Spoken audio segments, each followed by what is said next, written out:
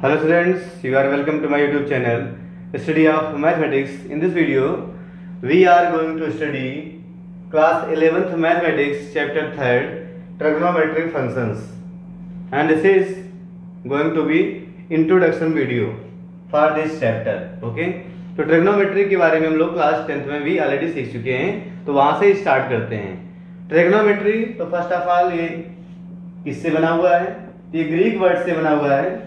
Greek words कौन कौन से हैं? Trigon and मेट्रॉन।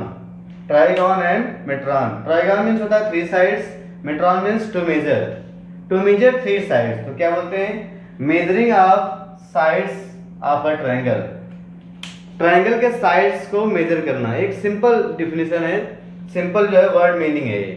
ठीक है, मैं इस ट्रायंगल के बारे में सारा कुछ पढ़ना कर सकते हैं, उसके एंगल्स और साइड्स का रिलेशन जो है पढ़ना, स्टडी करना ही ट्रिग्नोमेट्री में आता है। साइड्स और एंगल का रिलेशन स्टडी करना ट्रिग्नोमेट्री में आता है। ओके, तो इसका यूज क्या क्या है? यूज है नेविगेशन में, science of seismology, designing electric circuits, describing the state of an atom, Heights find करना। ठीक है, इन सब चीजों में आता है। इसको आप क्लास 10th में पढ़े थे कि किसी टावर की हाइट फाइंड करना, किसी टेंपल की हाइट फाइंड करना, डिस्टेंस फाइंड करना, ठीक है, डेप्थ फाइंड करना, ये सब ट्रिग्नोमेट्री का यूज है। एनसीईआरटी में लिखा है, उसको आप नोट कर लेंगे। तो मेनली समझना था ट्रिग्नोमेट्री किससे बना हुआ है? ट्राइगोन और मेट्रॉन से। इसका मतलब होता है trigon means 3 sides, metron means to measure 3 sides को मेजर। ये तो वो सिंपल सा एक वो है, डेफिनेशन है, बट एक्चुअल में होता क्या है? ट्रिग्नोमेट्री में ट्रायंगल्स के साइड्स और एंगल का रिलेशन स्टडी करते हैं हम लोग। ओके, तो आइए जो है जो क्लास 10th में पढ़े थे उसको जल्दी से हम लोग रिवाइज कर लेते हैं। तो चैप्टर स्टार्ट करने से पहले कुछ बेसिक कॉन्सेप्ट्स ट्रायंगल के बारे में, राइट ट्रायंगल के बारे में हम लोगों को आना चाहिए, उसको सीख लेते हैं पहले। ठीक है, तो जब भी ट्रायंगल आप नेमिंग करें तो एंटी क्लॉकवाइज करें। एंटी क्लॉकवाइज, ये था एंटी क्लॉकवाइज इधर से, तो एंटी क्लॉकवाइज नेमिंग करते हैं। एबीसी आप कहीं भी लिखिए, ABC या ABC कहीं लिखिए, बट एंटी क्लॉकवाइज नेमिंग करें।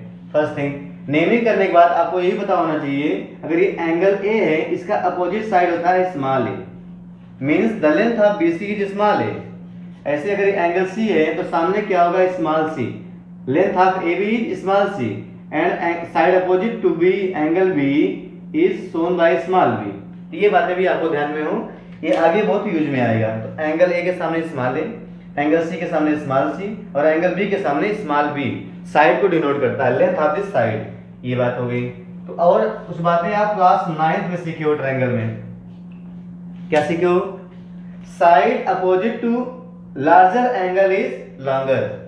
Side opposite to larger angle is longer. Suppose कर लो यहाँ पे एंगल B जो है एंगल C से बड़ा, देखो दिख भी रहा है। देखिए यहाँ पे, if angle B is greater than angle C, angle B is greater than angle C, तब क्या होगा? then अगर एंगल B बड़ा है तो इसके सामने वाली साइड बड़ी होती है, side B is greater than C। कुछ बात समझ में आई? क्लास 9 में थ्योरम पढ़े थे, angle opposite to greater side is longer, या side opposite to larger angle is longer. Means अगर ये एंगल बड़ा है तो सामने वाली साइड बड़ी होगी, ऐसे कंपेयर करते हैं। इसका मतलब दोनों साइड से है।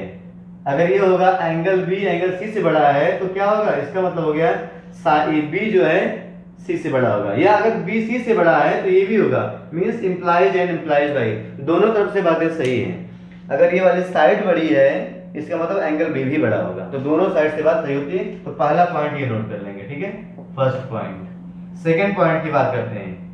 सेकेंड पॉइंट में भी आप एक थ्योरम पढ़े थे, sum of any two sides of a triangle is always greater than the third side. अगर दो साइड का सम कर लो ट्रायंगल में तो थर्ड से हमेशा बड़ी आती है। कोई भी दो साइड ले लो आप, जैसे मैं यहाँ पे कर दे रहा हूँ A प्लस B, हमेशा क्या होगी? C से बड़ी। ऐसे ही A प्लस C B से बड़ी होगी, B प्लस C A से बड़ी होगी। ठीक है, एक मैं एग्जाम्पल लिख रहा हूँ, तो A plus B is more then C, हमेशा करेक्ट होगा ये। थर्ड, एक पॉइंट बात आप दिमाग में आपको और आनी चाहिए, difference of two sides difference of length of two sides is always smaller than third side. दो साइड का डिफरेंस अगर मैं लिख दूं यहाँ पे a माइनस बी, डिफरेंस मतलब होता है पॉजिटिव, बड़े से छोटा माइनस करना, इसलिए यहाँ लगा रहा हूँ मॉडुलस एब्सोल्यूट वैल्यू। इसको पढ़ चुके हैं आप, a minus b, modulus of a minus b is less than c always. ये कैसे हो गया, कैसे करेक्ट है? दो साइड का डिफरेंस पॉजिटिव डिफरेंस मींस अगर हम बात करें कि 5 और 7 का डिफरेंस क्या होता है तो आप बोलोगे 2। यहाँ पे -2 नहीं बोलते हैं, 5 माइनस 7 होता है 2, 5 माइनस 7 होता है 2। ये बोलते हैं 5 डिफरेंस 7 तो क्या आएगा 2, या 7 डिफरेंस 2 तो क्या आएगा 5। बात समझ में आई? तो डिफरेंस के केस में पॉजिटिव नंबर लेते हैं, मींस मॉडुलस एब्सोल्यूट वैल्यू लेते हैं। तो ऐसे दो साइड का डिफरेंस हमेशा थर्ड से छोटा होता है। इसको चेक कर लें क्या सही है, चेक करते हैं। देखिए यहाँ पे क्या लिखा है, modulus of a minus b is less than c, ये तो है। देखिए मॉडुलस की दो वैल्यू होती है, जब मॉडुलस आप हटाते हो तो क्या होता है, अगर ये नेगेटिव होता है तो माइनस बन के आता है, पॉजिटिव होता है तो प्लस बन के आता है। बात समझ में आई? अगर ये नेगेटिव होगा तो माइनस बन के आएगा और पॉजिटिव होगा तो प्लस बन के आएगा।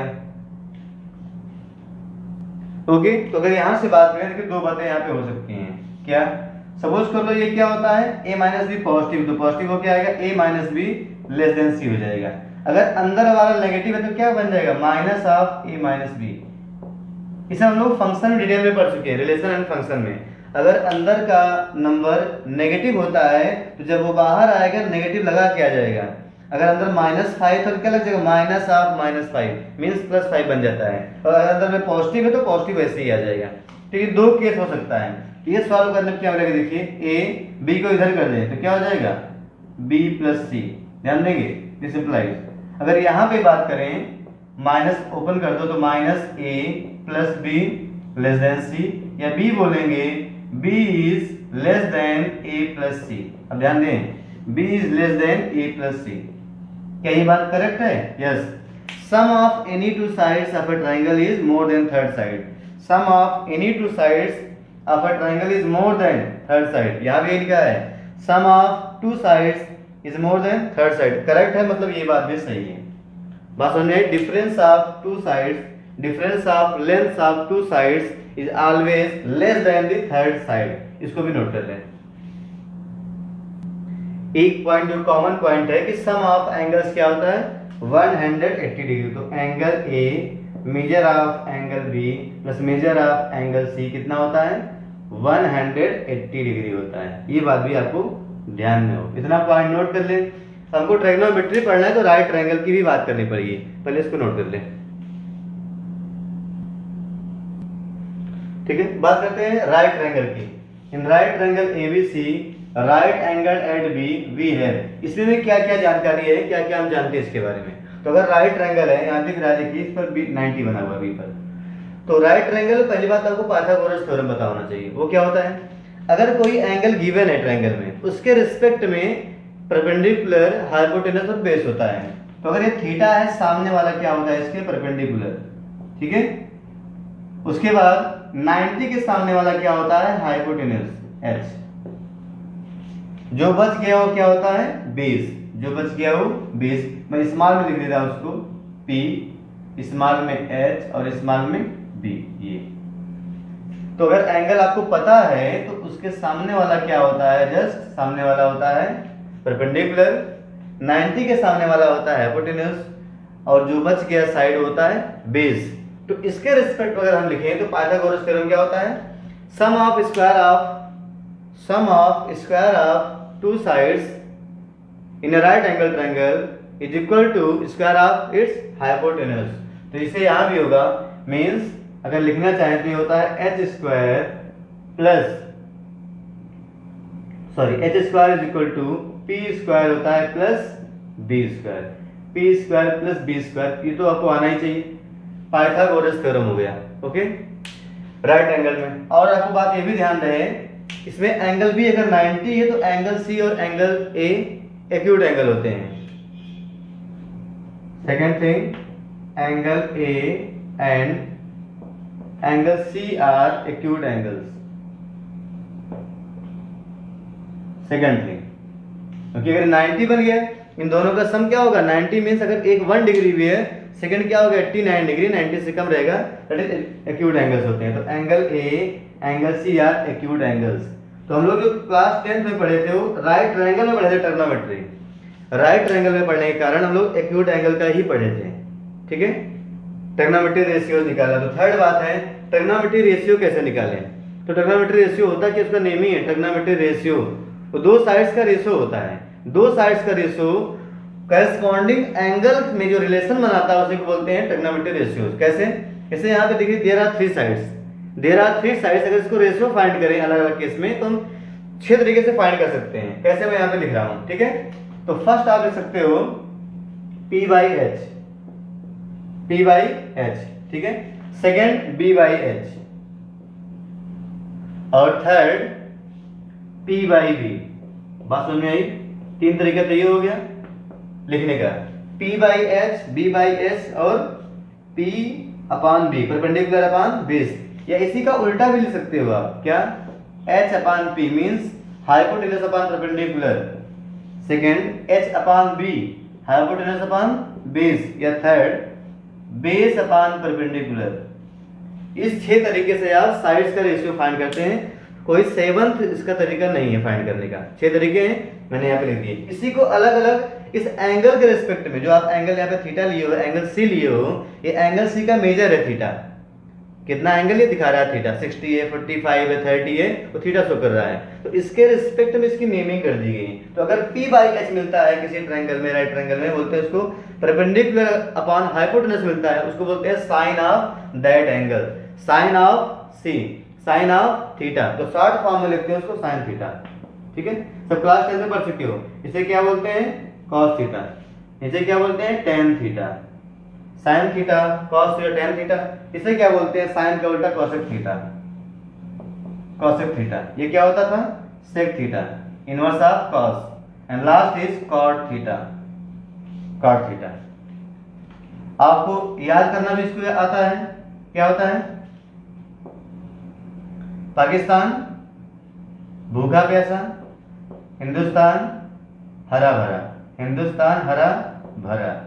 ऐसे आप इसको याद करते हैं। तो पहला वाला क्या होता है, पहला वाला होता है साइन थीटा, सेकंड क्या होता है कॉस थीटा, और ये टेन थीटा। पाकिस्तान भूखा प्यासा, हिंदुस्तान हरा भरा, ऐसे सब लोग याद करते हैं, सबको पता है। तो ऐसे आपको sine theta, cos theta, tan theta, cosec, sec, cot, इस तरह से इसको डेवलप किए राइट ट्रायंगल के केस में, ठीक है। और ये बहुत यूजफुल है क्वेश्चन को सॉल्व करने में, इतनी बात पहले आप नोट कर लें। अब इसके बाद कुछ रिलेशंस बन जाते हैं इसमें। इससे क्या करें, अगर साइन को कॉस से डिवाइड कर दें, यहाँ पे ध्यान दो, साइन कॉस डिवाइड कर दो, तो ये क्या बन जाएगा, ये यहाँ देखिए एच एच कट जाए, क्या मिलेगा, P by B.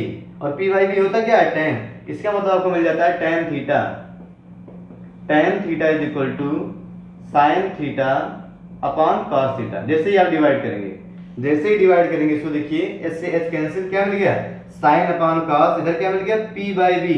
P by B होता है क्या है, टेन। तो टेन थीटा हो जाता है sine theta upon cos theta. इसके साथ ही आपको पता होना चाहिए, देखिए साइन थीटा क्या है, P अपॉन एच, तो कॉसेक क्या है, H अपॉन P।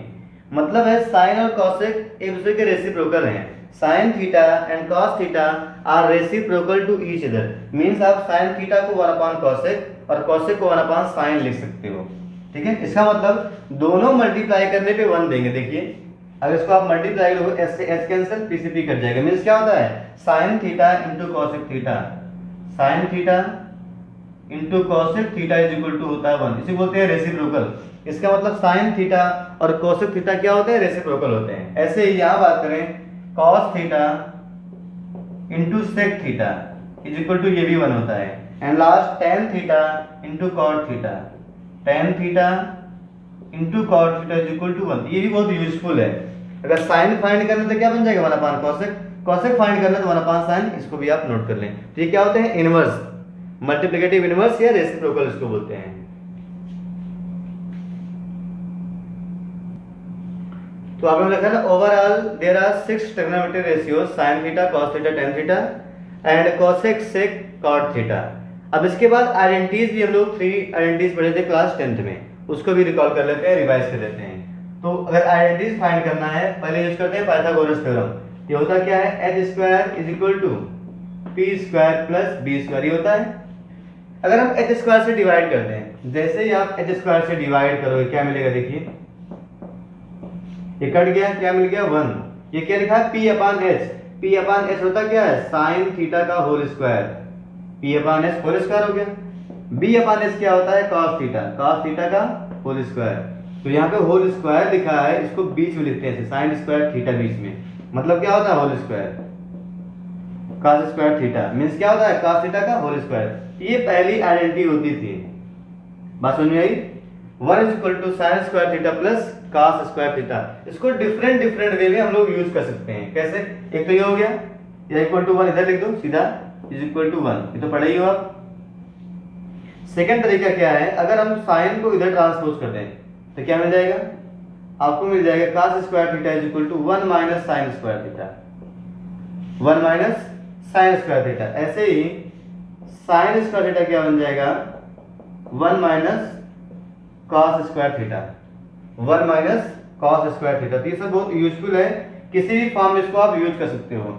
इसके 3 फॉर्म्स हैं, फर्स्ट, सेकंड एंड थर्ड। किसी भी फॉर्म में डायरेक्ट इसको आप यूज कर सकते हो। ये होगी फर्स्ट आइडेंटिटी। ऐसे ही सेकंड और थर्ड भी फाइंड करते हैं। एक बार s से डिवाइड किए हैं तो एक बार p से डिवाइड कर देंगे, एक बार b से डिवाइड कर देंगे, तो हमें 2 आइडेंटिटीज और मिल जाती हैं, तो उसको भी नोट कर लेते हैं। तो 10th में हम लोग 3 ट्रिग्नोमेट्रिक आइडेंटिटीज पढ़ चुके थे। इसमें फर्स्ट ये है, सेकंड क्या होता था, सेकंड होता था sec square theta. sec square theta is equal to 1 plus tan square theta, 1 plus tan square theta. ये इसको आप 10 को इधर कर लें तो क्या लिख सकते हैं, इसको सिंपली आप sec square theta minus tan square theta is equal to 1। इसको ऐसे भी लिख सकते हो, ये फर्स्ट तरीका है, सेकंड वे, ठीक है। इसका एक तरीका और है, ये फैक्टराइज हो जाएगा, a square minus b square, तो क्या बन जाएगा sec theta minus tan theta into sec theta plus tan theta is equal to 1। इसका मतलब हो गया, ये दोनों जो टर्म यहाँ पे दिख रहे हैं, sec theta minus tan theta and sec theta plus tan theta are reciprocal to each other, means sec theta minus tan theta क्या हो जाएगा, 1 upon sec theta plus tan theta. ऐसे इसकी वैल्यू क्या हो जाएगी, 1 upon sec theta minus tan theta. इसको इस 3 तरीके से आप यूज कर सकते हैं। ऐसे थर्ड आइडेंटिटी क्या है, third is cosec square theta is equal to 1 plus cot square theta, 1 plus cot square theta. अब यहाँ पे इसको इधर ट्रांसपोज करने पे क्या मिल जाएगा, cosec square theta minus cot square theta is equal to 1, ऐसे लिखें। या यहाँ भी आप फैक्टराइज कर लें, कैसे करेंगे, cosec theta minus cot theta into cosec theta plus cot theta is equal to क्या होता है 1। मींस ये दोनों भी फैक्टर क्या है, रेसिप्रोकल है। cosec theta minus cot theta is equal to 1 upon cosec theta plus cot theta, means दोनों टर्म भी क्या है, रेसिप्रोकल है, जैसे यहाँ पे था। तो तीनों आइडेंटिटीज आप नोट कर लें।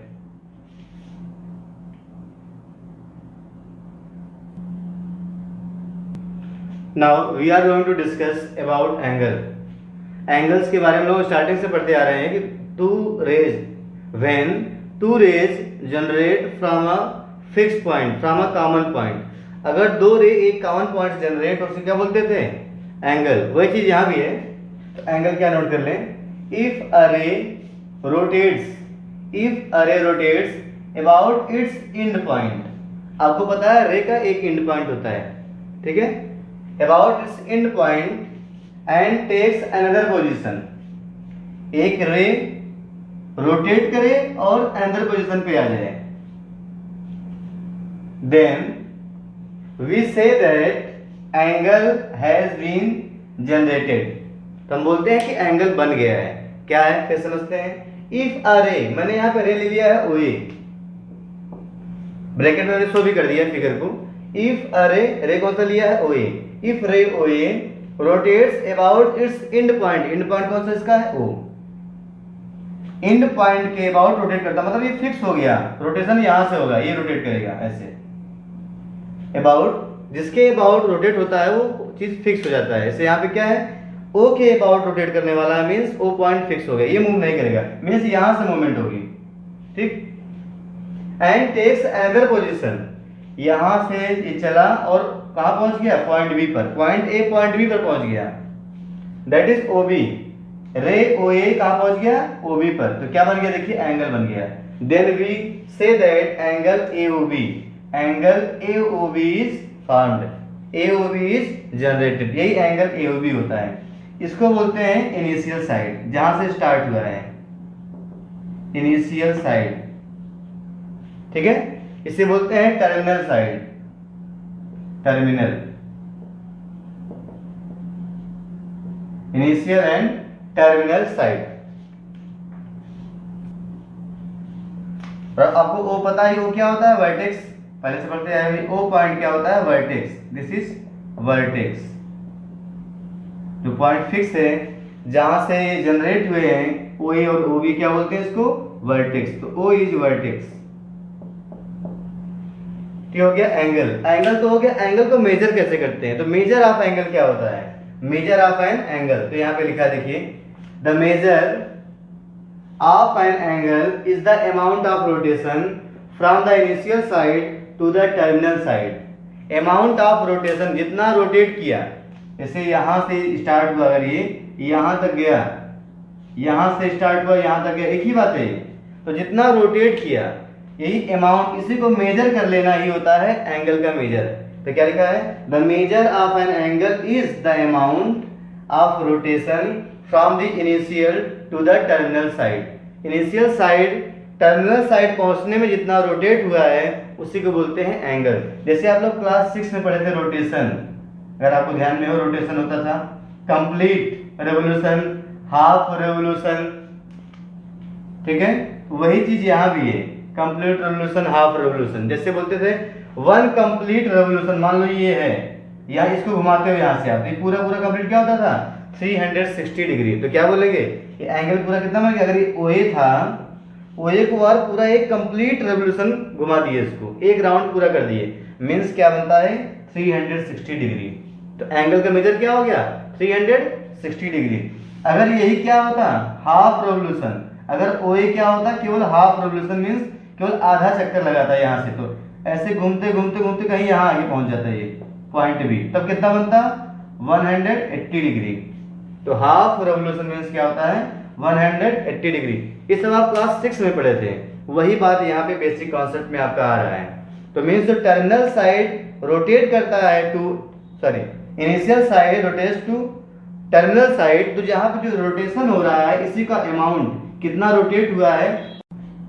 तो देखते हैं सेंस ऑफ एन एंगल, ये क्या होता है, मींस डिसाइड करता है कि आप एंगल इनिशियल साइड को रोटेट कैसे कर रहे हैं, एंटी क्लॉकवाइज या क्लॉकवाइज, तो उसी पे डिपेंड करता है। अगर एंटी क्लॉकवाइज आप मूव कराएंगे तो मींस हो जाएगा पॉजिटिव एंगल होगा, if clockwise then negative angle, यही है सेंस ऑफ एन एंगल। तो पॉजिटिव एंगल कौन सा होगा, बात करते हैं पहले पॉजिटिव की, पॉजिटिव एंगल, ठीक है। फर्स्ट ये क्या होता है, मान लो जी आपकी रे है ए और यहाँ है ओ, इसको इधर रोटेट कर दिया, आप बी पहुंच गया, इधर से क्या बोलेंगे, एंटी क्लॉक, देखिए इधर मूव कर रहा है, anti clockwise, anti clockwise, anti clockwise. अगर आप मूव करते हैं, रोटेट करते हैं, तो बोलते हैं पॉजिटिव एंगल, मींस ये प्लस में आएगा, प्लस थीटा होगा, ओके। ऐसे नेगेटिव कौन सा होगा, नेगेटिव एंगल, अगर आप क्लॉकवाइज रोटेट करेंगे तो negative angle, if you rotate initial side to terminal clockwise, suppose कर लो ये था इनिशियल साइड ओ ए, ठीक है, इसको नीचे लेके चले आए, ये हो गया बी, नीचे के साइड में क्या कर रहे हैं आप, देखिए क्लॉकवाइज, घड़ी की सुई ऐसे मूव करती है तो क्लॉकवाइज मींस क्या हो गई, तब नेगेटिव होगा, ध्यान देना है, क्लॉकवाइज नेगेटिव होता है और एंटी क्लॉकवाइज क्या होता है, पॉजिटिव। ये था क्लॉकवाइज, क्लॉकवाइज डायरेक्शन और एंटी क्लॉकवाइज डायरेक्शन, ये है सेंस ऑफ एंगल। तो एंगल को पॉजिटिव कब बोलेंगे, नेगेटिव कब बोलेंगे, पॉजिटिव तब बोलेंगे जब आप एंगल ऑफ रोटेशन जो रोटेट कर रहे हो, direction of rotation is anti clockwise, direction of rotation is anti clockwise, and if direction of rotation is clockwise then angle is negative. ये क्या लिखा है? Direction of rotation. Direction of rotation is anti clockwise, direction of rotation is clockwise. Next point देखते हैं, angle in standard position. ये सब आप पढ़ रहे हैं बेसिक पॉइंट्स, जिससे आपको कोई क्वेश्चन में मिले तो आप उससे पहले से फेमिलियर हो चुके रहे कि ये क्या होता है। Angle in standard position, simple सी बात है, जब क्या हो, इनिशियल साइड जो है ओ एक्स एक्सिस पर हो, इनिशियल साइड ओ एक्स एक्सिस पर हो, और टर्मिनल साइड जो है कहीं भी हो, बट आपका जो इसका वर्टेक्स हो ओरिजिन से कोइंसाइड कर जाए।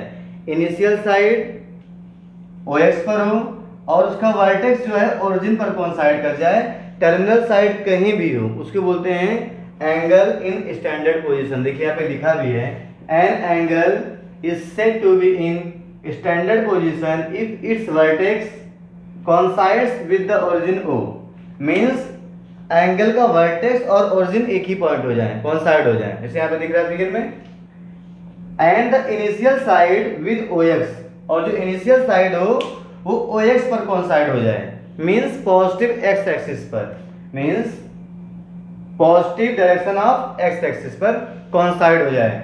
जैसे आपको ये देखिए क्या है, ये इनिशियल था, इनिशियल साइड, ये था वर्टेक्स, वर्टेक्स और ओरिजिन कोइंसाइड हो गए, टर्मिनल साइड कहीं भी रहे नो प्रॉब्लम। इसे बोलते हैं angle in standard position. Angle in standard position means Cartesian plane पे angle of vertex and origin will coincide and initial side will coincide to OX, positive x axis।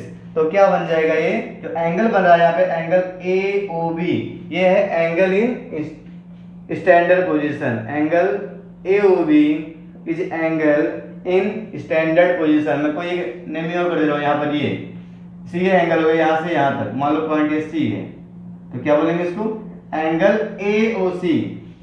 Angle AOC is angle in standard position. अगर इसकी बात करें तो यहां ध्यान देंगे, इसकी बात करूं मैं, एंगल BOC, एंगल BOC क्या ये एंगल है स्टैंडर्ड पोजीशन में नहीं है। क्यों? इनिशियल साइड जो है OX पर नहीं है, एक्स एक्सिस पर नहीं है, पॉजिटिव डायरेक्शन में एक्स एक्सिस पर नहीं है, तो ये क्या होगा, ये स्टैंडर्ड पोजीशन में नहीं होगा। Means this angle is not in standard position.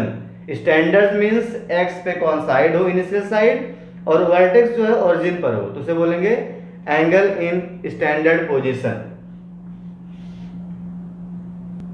इसके बाद हम लोग कुछ और टर्म्स समझ लेते हैं। एंगल इन क्वाड्रेंट मींस कोई एंगल किस क्वाड्रेंट में है, ये डिपेंड करता है टर्मिनल साइड किस क्वाड्रेंट में है।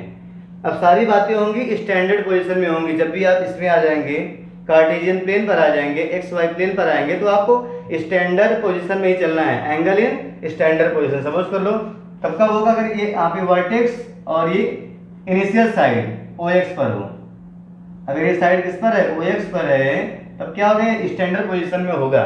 अब बात यहाँ पे है एंगल इन क्वाड्रेंट, किस क्वाड्रेंट में है एंगल, तो जिस क्वाड्रेंट में टर्मिनल साइड होगा उसी क्वाड्रेंट में बोलेंगे वो एंगल होगा। सपोज को अगर लिखते हैं यहाँ पे B, ये एंगल, अगर बात करें AOB की, एंगल AOB, एंगल AOB तो किस क्वाड्रेंट में है, angle AOB in first quadrant,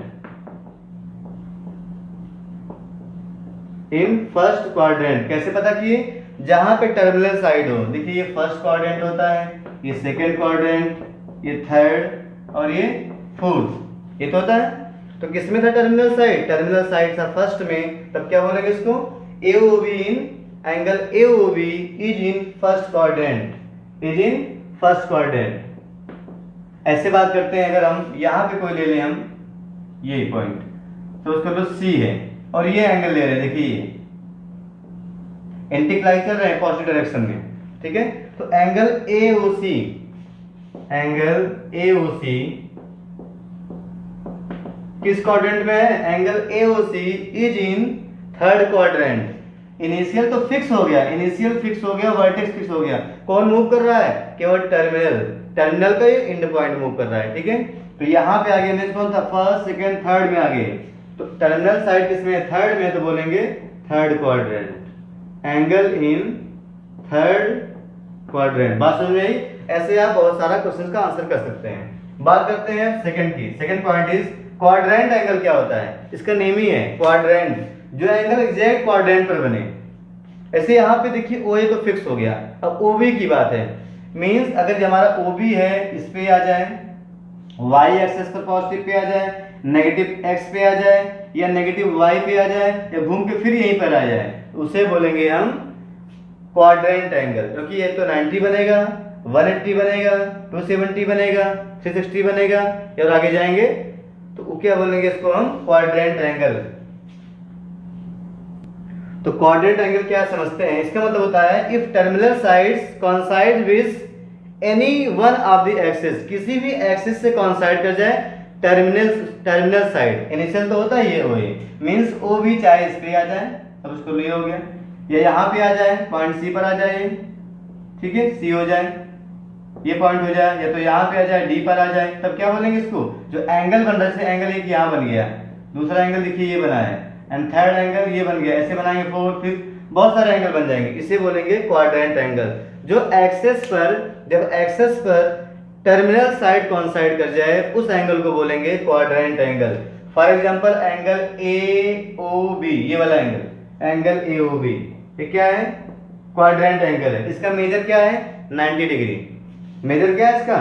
90 degree. Angle A O C, angle A, देखिए ए ओ सी, यहाँ पे क्या होगा? Angle 180 degree. ये भी क्या है? क्वाड्रेंट एंगल, क्योंकि एक्सेस पर कौन साइड हुआ? Terminal side. ऐसे ही angle A O D, angle A O D, ये कितना होगा? 270 डिग्री। तो ऐसे ही आपको समझना है। तो क्वाड्रेंट एंगल क्या होगा? जब टर्मिनल साइड किसी भी एक्सिस पे कोइंसाइड हो जाए तो उसे बोलेंगे quadrant angle.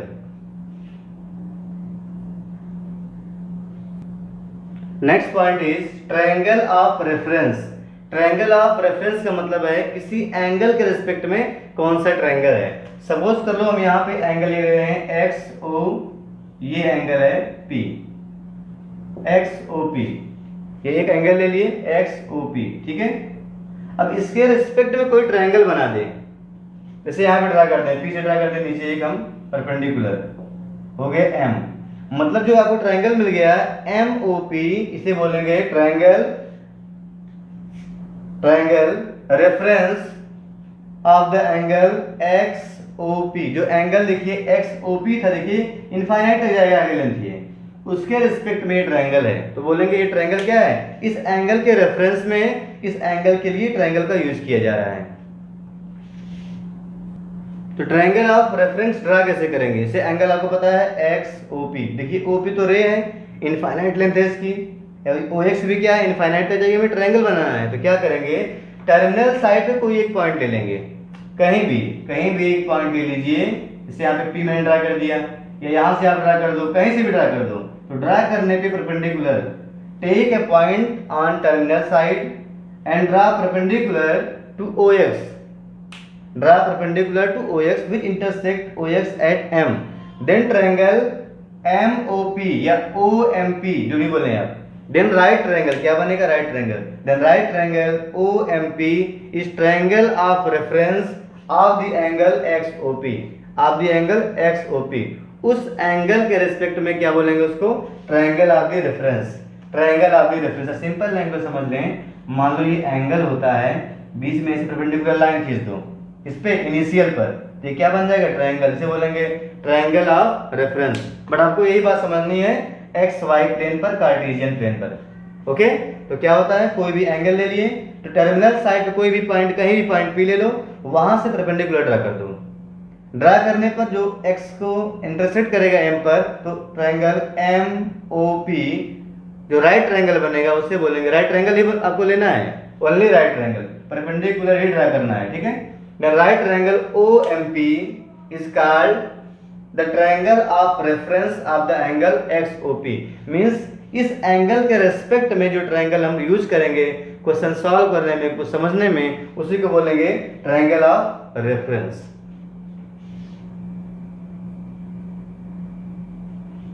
So thank you students, इस वीडियो में इतना ही। नेक्स्ट वीडियो में हम लोग मेजरमेंट ऑफ एंगल्स के डिफरेंट डिफरेंट सिस्टम को पढ़ेंगे और उस पर बेस्ड प्रॉब्लम्स करेंगे। तो अगर आपको वीडियो अच्छा लगा हो तो अपने फ्रेंड्स में इसको जरूर आप सेंड कर दें, शेयर कर दें। Thank you for watching.